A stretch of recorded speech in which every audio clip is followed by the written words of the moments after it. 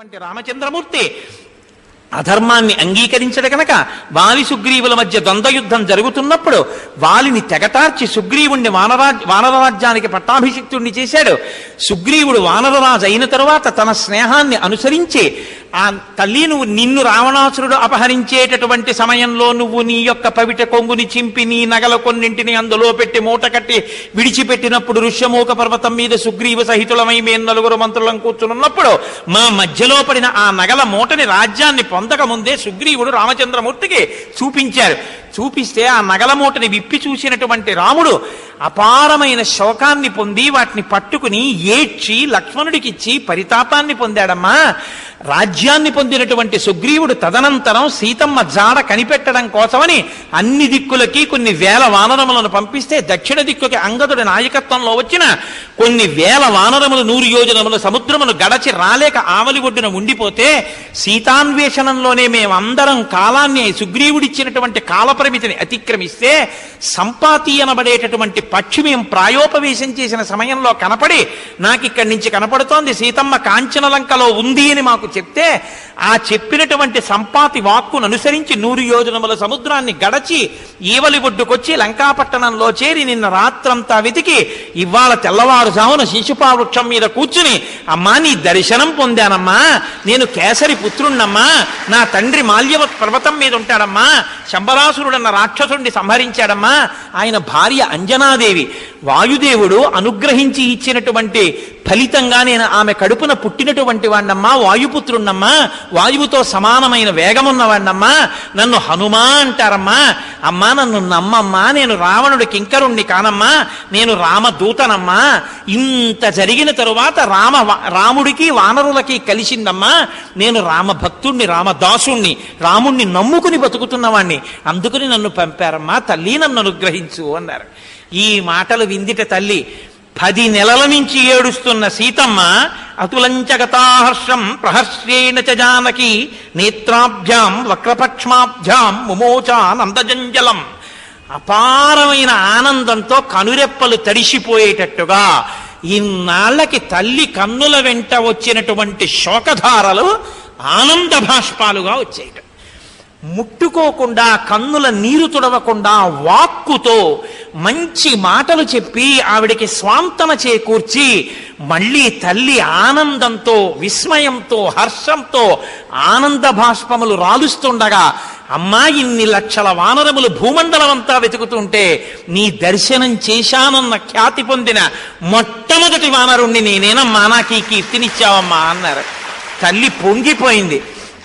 చారు తద్వదనం తస్యాహ తామ్ర శుక్లాయతే క్షణం అశోభత విశాలాక్ష రాహుయుక్త ఇవోడురాట్.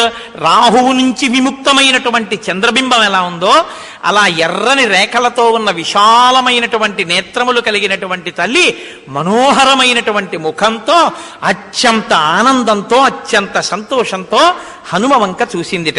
చూస్తే అప్పుడు మహానుభావుడైనటువంటి హనుమంటారు, వనరోహం మహాభాగే దూతో రామస్య ధీమతః రామనామాంకితం చేదం పశ్యదేవ్యంగులీయకం ప్రత్యయార్థం తమానీతం తేన దత్తం మహాత్మన సమాశ్వసి భద్రం తే క్షీణదుఃఖపలాహ్యసి. ఇందుకోసం సుందరకాండ పారాయణ చేస్తారు, ఇందుకోసం సుందరకాండ వింటారు. నేను దీని అర్థం చెప్తాను, అయ్యా మీరు ఒక్కసారి ఆగండి, దీని అర్థం చెప్పేస్తే వాళ్ళు ఎక్కువ సంతోషిస్తారు. వనరోహం మహాభాగే దూతో రామస్య ధీమతః. అమ్మ బుద్ధిమంతుడైన రామచంద్రమూర్తి యొక్క దూతనమ్మా, నేను వానరుణ్ణి. రామనామాంకితం చేదం పశ్యదేవ్యంగులీయకం. శ్రీరామ అని వ్రాయబడినటువంటి రాజముద్రిక అంటారు. రాజులు తమ పేరు రాసుకున్న ఉంగరాన్ని తాము ధరిస్తారు. రాజముద్రిక వచ్చిందంటే రాజు వచ్చినట్టే. కాబట్టి అమ్మ రామచంద్రమూర్తి నాకిచ్చి ఆ ఉంగరాన్ని పంపించారు. కాబట్టి తల్లి ఇదిగో నీకు ఆ ఉంగరం ఇస్తున్నానమ్మా, చూడు అన్నారు. ప్రత్యయార్థం తమానీతం తేన దత్తం మహాత్మన. నీకు ఉపశాంతి కలగడం కోసమని రామచంద్రమూర్తి నాకు ఈ ఉంగరం ఇచ్చి పంపించారమ్మా, స్వీకరించవలసింది అని చేతిలో పెట్టారు. సమాశ్వసి భద్రంతే క్షీణదుఃఖపలాహ్యసి. అమ్మా నువ్వు ఊరట పొందు, ఇక ఈ క్షణం నుంచి తల్లి నీకు శోకము లేదు అన్నారు. సుందరకాండలో యోగి అయిన హనుమ నోటి వెంట ఈ మాట ఎప్పుడొచ్చిందో అక్కడి నుంచి సుందరకాండ తిరిగిపోయింది, రామకథ తిరిగిపోయింది. ఇంకిక్కడి నుంచి అంతా శుభమే. ఇక సీతారాములు కలుసుకోవడం వైపుకి వెళ్ళిపోతుంది, రావణ వధ వైపుకి వెళ్ళిపోతుంది. అందుకే ఈ ఉంగరం ఇచ్చిన ఘట్టంలో అమ్మా నీకింక దుఃఖము లేదు, క్షీణ దుఃఖ పలాహ్యసి అని హనుమ అన్నారు. కాబట్టి ఈ శ్లోకాన్ని మహామంత్రంగా భావిస్తారు. ఈ శ్లోకం రావడం కోసమని ఈ ఘట్టాలన్నీ చదువుతారు. ఇక ఇక్కడి నుంచి ప్రత్యేకించి సుందరకాండ విశేషమైన పట్టుతో ఉంటుంది. ఇంకా చాలా శ్లోకాలు మంత్రస్వరూపాలే. అసలు సుందరకాండనే మాలామంత్రం అంటారు. అటువంటి స్థితిలో ఇప్పుడు ఆ ఉంగరాన్ని పుచ్చుకున్నటువంటి తల్లిట గృహీత్వా ప్రేక్షమాణాసా భర్తకర విభూషణం భర్తారమివ సంప్రాప్త జానకీ ముదితాభవత్. ఆ ఉంగరాన్ని పుచ్చుకొని ఉంగరం అనుకోలేదుట. అకస్మాత్తుగా రాముడే వచ్చేస్తే ఎంత ఆనందపడిపోయి సంతోషంలో బుగ్గలు ఎర్రబడిపోతాయో అలా లజ్జ పొందేసి ఆనందపడిపోయి తన భర్తనే కౌగలించుకున్నంత ఆనందంతో ఆ తల్లి ఉంగరాన్ని పట్టుకుని గుండెల మీద పెట్టుకుని ఉన్నటువంటి ముదిత మానస అయిన సీతమ్మ తల్లి యొక్క దర్శనాన్ని అనుభవించిన ఏకైక వానరుడు మహనీయమూర్తి స్వామి హనుమ ఒక్కరే సుందరకాండలో. అటువంటి మహానుభావుడు రామకథలో. ఇప్పుడు చక్కగా నీరాజనం ఇవ్వండి, కొబ్బరికాయ కొట్టి మళ్ళీ నీరాజనం ఇవ్వండి. మళ్ళీ మనం ఒక్కసారి ఈ ఘట్టాలు జరుగుతున్నప్పుడు తప్పకుండా అపారమైన శక్తి కలిగి అందరికీ అనుగ్రహం కలుగుతుంది అని పెద్దలు అంటారు. కాబట్టి మనం మళ్ళీ ఒక్కసారి శ్రీరామదూతం చెప్దాం. రామాంగుళీయక రామ నివేద్యం వజ్రాయుధ ఘోర వరకరవాలం జంబుమాలివధ చండ ప్రతాపం బ్రహ్మాస్త్రబంధిత బ్రహ్మవరదానం వాయుప్రేరిత వాలాగ్నిజ్వాలం సీతాప్రసాదిత శీతలవాలం మధువన మధుపాన మత్తకపీంద్రం కౌసలేయ కార్యకరణ సమర్థం రామనివేదిత రామవృత్తాంతం మకర బంధీకృత మహిత పదాబ్జం సింధూల్లంఘన జలద సమీరం లక్ష్మణమూర్ఛా సంరక్షణ హృదయం రావణ ఘనయుద్ధ రామతురంగం.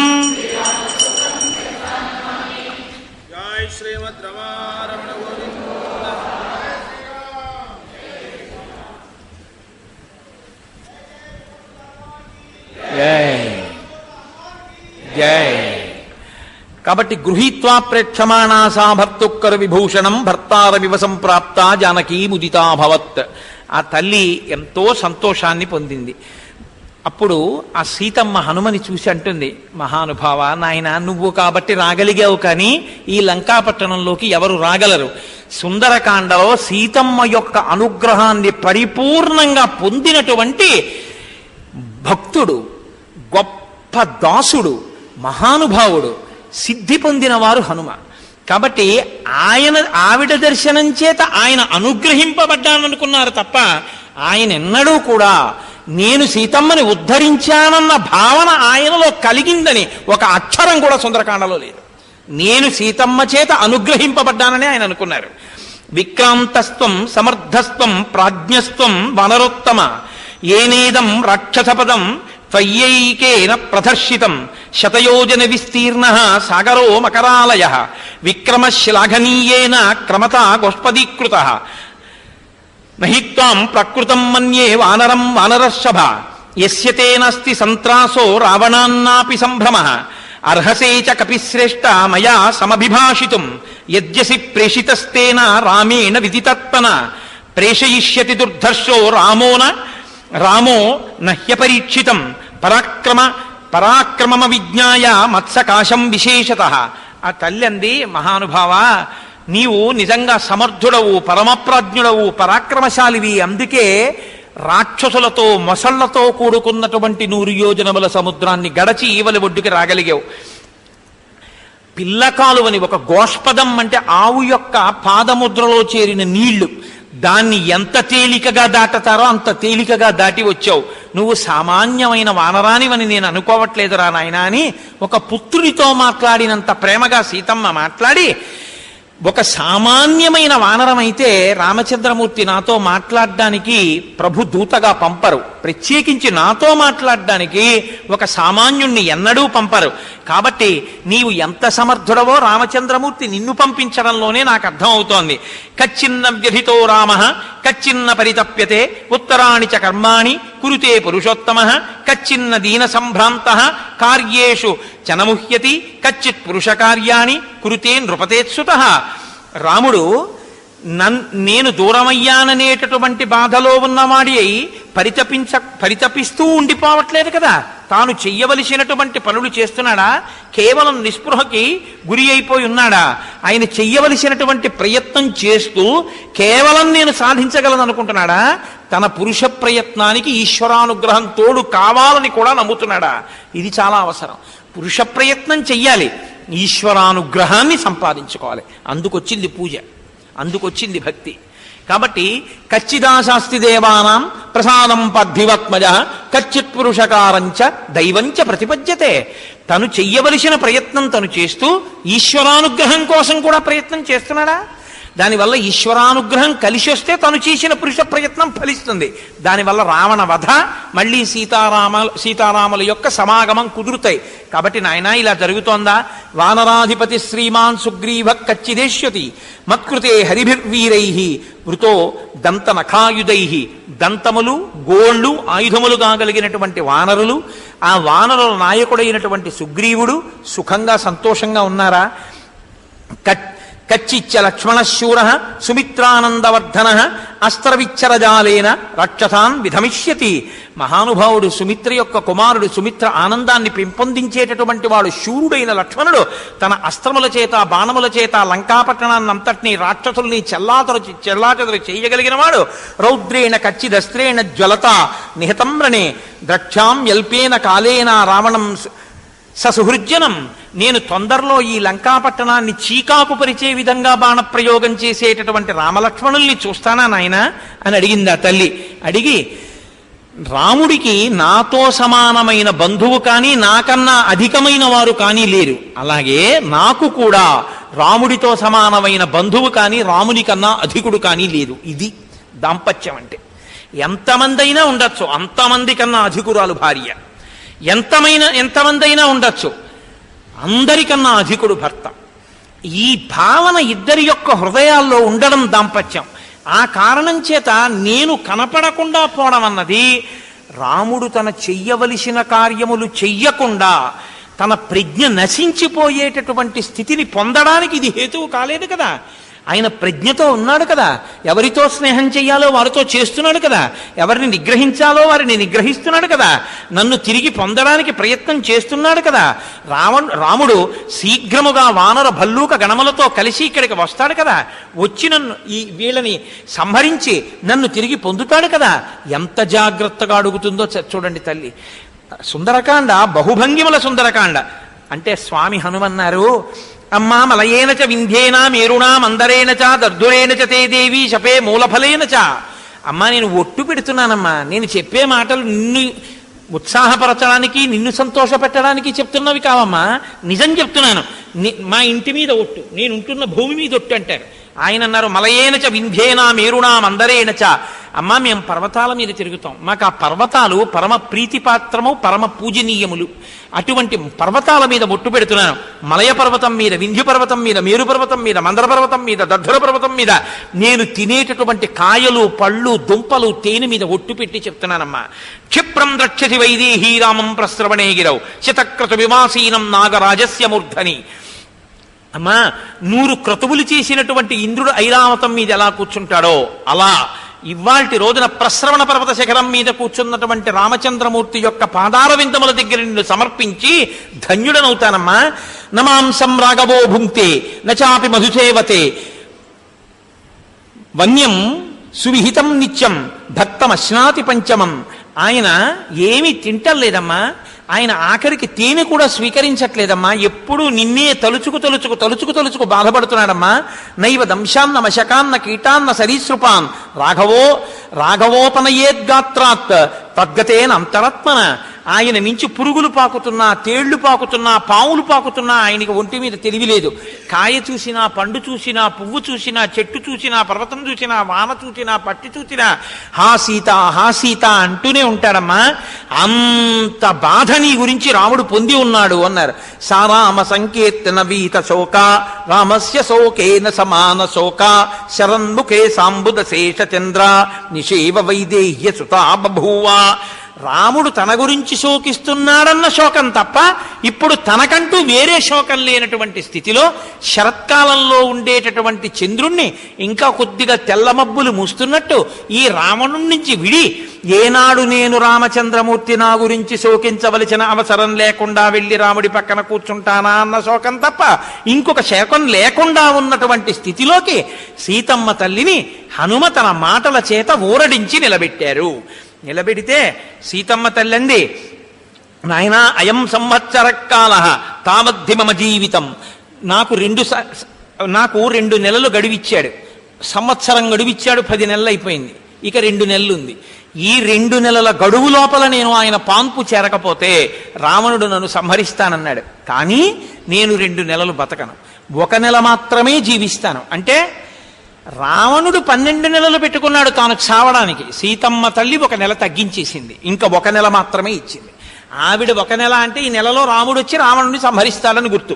కాబట్టి వర్తతే దశమో మాసో ద్వౌతు శేషో ప్లవంగమ. 10 నెలలు అయిపోయాయి, 2 నెలలు ఉన్నాయి, ఇంకా 1 నెలే ఉంది. ఆ 2 నెలల్లో నేను 1 నెల మాత్రమే బతికుంటాను. కాబట్టి నువ్వు ఆయన్ని ప్రేరేపించి రామచంద్రమూర్తిని తొందరగా ఇక్కడికి వచ్చేటట్టు చూడాలి. నన్ను తీసుకెళ్లి రామచంద్రమూర్తికి సమర్పించమని నేను చెప్పడం కాదు, సాక్షాత్తుగా రావణునికి తోడపుట్టిన విభీషణుడు చెప్పినా వింటలేదని విభీషణుని కూతురు అనల నాతో వచ్చి చెప్పింది. కాబట్టి మూర్ఖుడైన రావణుడు మాట వినడు, నన్ను రాముడికి సమర్పించాడు.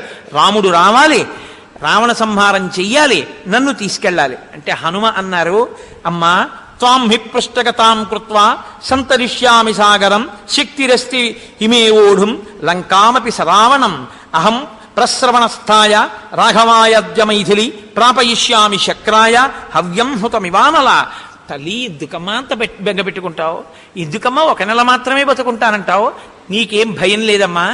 రావణునితో, రావణుని సైన్యంతో, రావణుని యొక్క సమస్త భవనాలతో కలిపి ఈ లంకాపట్టణాన్నంతటినీ పెళ్లగించి తీసుకెళ్లి రామచంద్రమూర్తి దగ్గర పెట్టగలిగిన సమర్థుణ్ణి నేను, అటువంటి బలవంతుణ్ణి. కాబట్టి అమ్మా నువ్వు నా పృష్ఠభాగాన్ని, నా వీపుని అధిరోహించు. క్షణంలో నువ్వు కన్ను తెరిచి చూసేటప్పటికీ నిన్ను రామచంద్రమూర్తి పాదాల దగ్గర సమర్పించేస్తాను. ఎలా తీసుకెడతానో తెలుసా అమ్మా? నువ్వు నా వీపు మీద కూర్చున్నప్పుడు నా యందు వికారం కలుగుతుందనుకుంటున్నావేమో అమ్మా. నేను హవ్యంహుతమివానలా, అగ్నిహోత్రంలో హవిస్సు వేసి దేవతలకిమ్మంటే ఎంత పవిత్రంగా అగ్నిహోత్రం తీసుకెడుతుందో అంత పవిత్రంగా తీసుకెళ్తానమ్మా. కాబట్టి అమ్మా నా వీపును అధిరోహించు అన్నారు. సీతమ్మ తల్లి చటుక్కున ఒక చిన్న నవ్వు నవ్వింది. హనుమన్ దూరమధ్వానం కథం మామ్మోడుమిచ్చసి తదేవ ఖలుతే మన్యే కపిత్వం హరియూతప కథం వాల్పశరీరస్వం మామితో నితుమిచ్చసి సకాశం మానవేంద్రస్య భక్తుర్మే ప్లవగర్షభ. నీ శరీరమేమో పిల్లి పిల్లంతుందా, నువ్వేమో ఇంతున్నావా? నీకో ఇంత వీపా, ఓ ఇంత భుజమా, దాని మీద నేను ఎక్కి కూర్చోనా? నువ్వు నన్ను 100 యోజనాలు తీసుకెడతావా? వానర బుద్ధి బయట పెట్టావు కదయ్యా, ఇలా అడిగావు నన్ను అంది. పాపం బ్రహ్మచారి ఆయన ఇప్పుడు మాట పడ్డవాడు కాడు. ఒక్కసారి చాలా బాధ వచ్చింది. ఇంత మాట అంటుందా అమ్మనని అనుకున్నారమ్మా, నా శక్తి ఇంతేననుకుంటున్నావా? చూడమ్మా నైనంటే ఏమిటో అన్నారు. మేరుమందర సంకాశో బభౌ దీప్తానల ప్రభ అగ్రతో యవతస్తే చ సీతాయా వనరోత్తమ హరిపర్వత సంకాశ తామ్రవక్త్రో మహాబల వజ్రదంష్టనకో భీమో వైదేహీమిదమబ్రవీత్ సపర్వత వనోద్దేశాం సాట్ట ప్రాకారతోరణాం లంకామిమాం సనాథాం వా నైతుం శక్తిరస్తిమి. అమ్మా నేనంటే ఇంతే అనుకుంటున్నావు కదా, చూడు నా శరీరం అంటే ఏమిటో అని పెంచారు. మేరు పర్వత శిఖరాలు ఎలా ఉంటాయో అంత ఎత్తు పెరిగిపోయారు.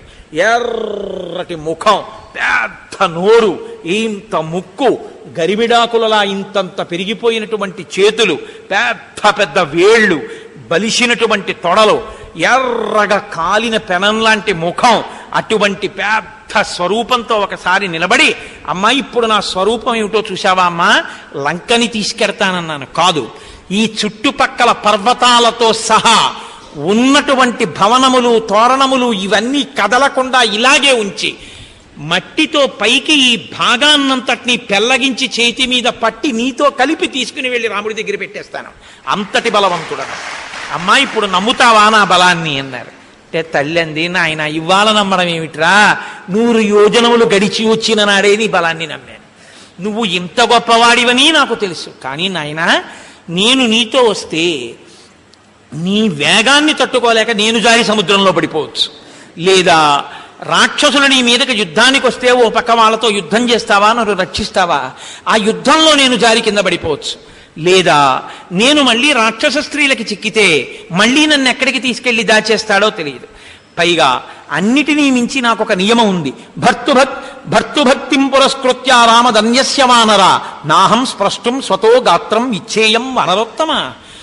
నేను పరమభక్తి తత్పరులానైన దానిని కాబట్టి రాముని యందు, రాముణ్ణి తప్ప పరపురుషుణ్ణి నేను కోరి మాత్రం నా చేతితో స్పృశించను. ఏవమ్మా మరి ఆనాడు రావణుడు నిన్ను బలవంతంగా అపహరించి తొడ మీద కూర్చోబెట్టుకుని తీసుకొచ్చాడుగా, మరి అప్పుడెలా వచ్చావంటావేమో. యదహం గాత్ర సంస్పర్శం రావణస్య బలాద్గత అనీషా కిం కరిష్యామి వినాథ వివశా సతి. ఆ రోజున నేను అబలని, నాకు సహాయకులు లేరు, వాడు బలవంతంగా జుత్తు పట్టి నన్ను తొడ మీద కూర్చోపెట్టుకుని తీసుకొచ్చాడు.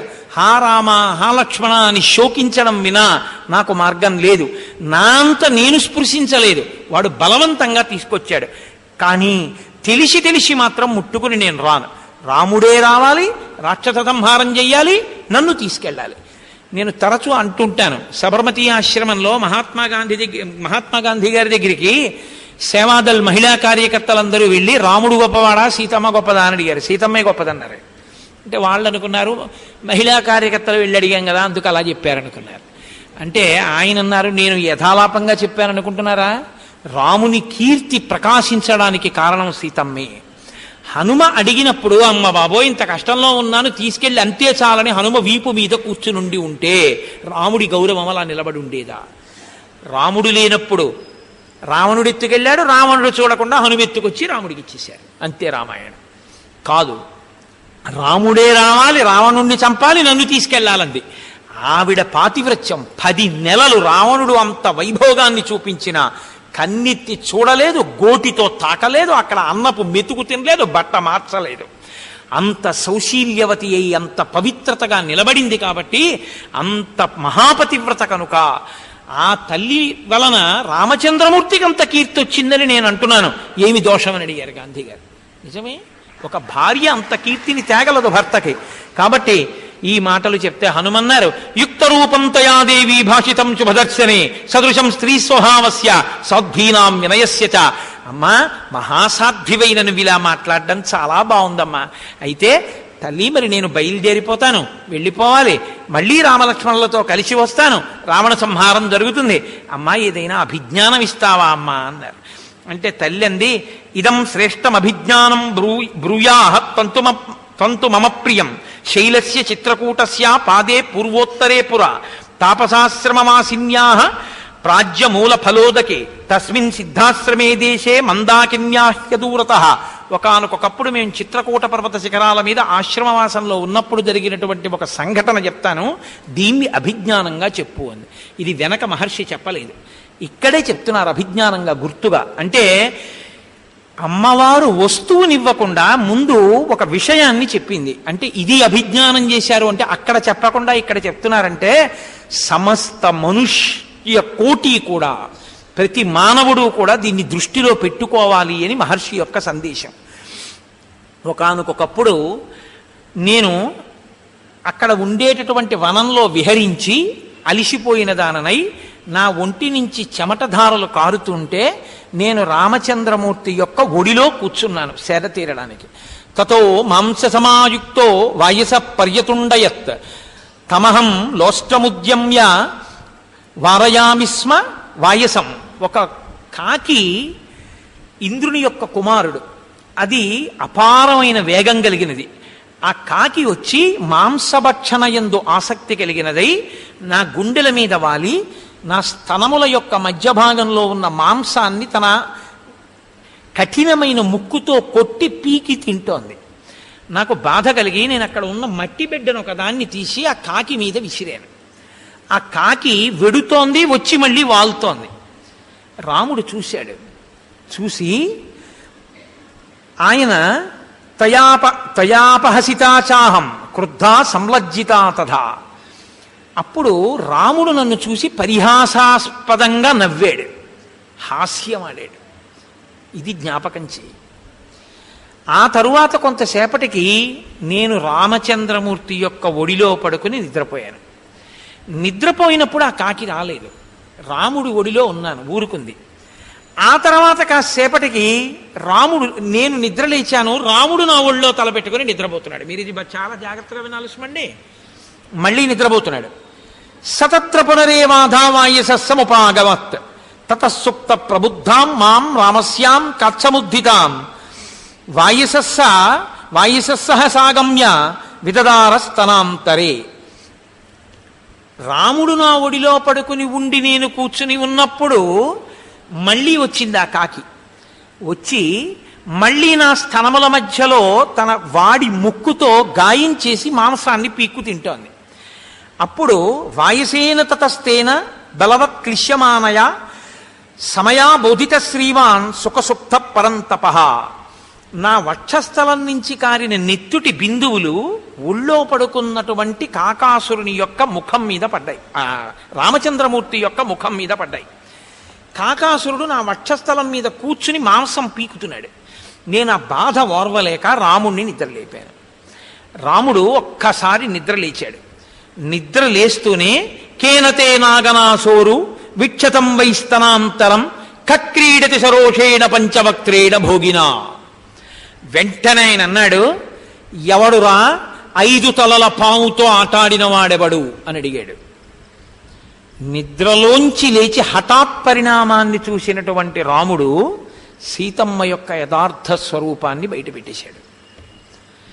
ఎవడ్రా 5 తలల పాము ఆవిడితో చెలగాటం ఆడుతున్నాడంటే ఆవిడ ఎంత నొచ్చుకుంటుంది? 5 తలల పాము అంటే ముక్తా విద్రుమ హేమ నీల ధవళ ఛాయైర్ముఖై స్త్రీక్షణై పంచముఖ గాయత్రి స్వరూపం రావిడ.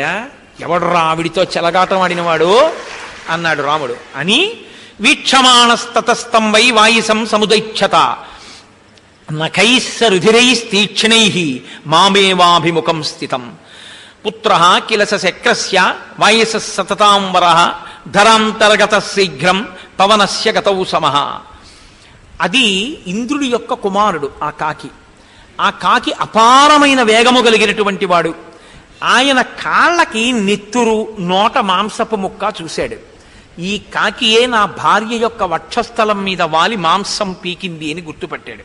గుర్తుపట్టి వెంటనే ఆయన ఒక గడ్డి పరకనొక దాన్ని తీసి బ్రహ్మాస్త్రాన్ని అభిమంత్రించాడు. అభిమంత్రించి ఆ కాకాసురుడి మీద విడిచిపెట్టాడు. ఆ కాకి 3 లోకములు తిరిగింది. ఇంద్రుడి దగ్గరికి, తండ్రి దగ్గరికి వెళ్ళింది. 3 లోకములు తిరిగితే రాముడు ప్రయోగించిన బ్రహ్మాస్త్రాన్ని మేమెవ్వరం ఉపసంహారం చేయమన్నారు. ఆ కాకి తిరిగి తిరిగి తిరిగి తిరిగి వచ్చి ఎక్కడ రాముడు కూర్చున్నాడో అక్కడే వచ్చి నేల మీద పడిపోయింది. పడిపోతే రాముడు చూశాడు. తన ఎదురుగుండా వచ్చి పడిపోయినా తనకి శరణాగతి చేసినట్టే అని భావించాడు. విన్నిచ్చినటువంటి వాళ్ళని బ్రహ్మాస్త్రం చెనకదు, అది దాని మర్యాదకి భంగం. కాబట్టి ఆయన పరిగెడుతుంటే అది వెంట వెళ్ళిందంతే. ఇప్పటికీ విన్నిచ్చి కింద పడ్డాడు, చంపలేదు. రాముడు అన్నాడు, నువ్వు నా ముందుకొచ్చి పడిపోయావు కాబట్టి నువ్వు నాకు శరణాగతి చేసినట్టు. కానీ ఒకసారి బ్రహ్మాస్త్ర ప్రయోగం చేశాను కనుక బ్రహ్మాస్త్రానికి అత్యంత విలువైనది ఏదో ఒకటి ఇచ్చేయాలి నువ్వు. కాబట్టి ఏమి ఇస్తావని అడిగాడు. దత్వాస దక్షిణం నేత్రం ప్రాణేభ్య పరిరక్షిత. ఎందుచేతనంటే సర్వేంద్రియాణం నయనం ప్రధానం సర్వస్య గాత్రస్య శిర ప్రధానం. ఇప్పుడు తలకాయని రక్షించుకోవాలంటే కన్ను ఇచ్చేయాలి. కాబట్టి కాకంది, నా కుడి కన్ను తీసేసుకో, నా కుడి కంటిలోని చూపు తీసేసేయండి. కాబట్టి ఇప్పుడు కుడి కంటికి చూపు లేదు కాకి, అందుకే ఇలా ఇలా చూస్తుంటుంది. కాకి చూపు రావిడిది అంటుంటారు. అప్పటికీ ఇప్పటికీ కాకి జాతికంతటికి ఓ కంట్లో చూపు పోయింది అని. బ్రహ్మాస్త్రానికి తన కంటిలోని చూపునిచ్చేసింది. ఇచ్చేసినటువంటి కాకి వెళ్ళిపోతూ వెళ్ళిపోతూ సరామాయ నమస్కృత్య రాజ్ఞే దశరథాయచ, వెళ్ళిపోతూ వెళ్ళిపోతూ రాముడికి నమస్కరించింది, దశరథ మహారాజు గారికి నమస్కరించి వెళ్ళిపోయింది. ఇది నేను చెప్పానని గుర్తుగా చెప్పు. ఎందుకు ఇది? ఏమీ అభిజ్ఞానం అంటే మనమందరం కూడా గుర్తుపెట్టి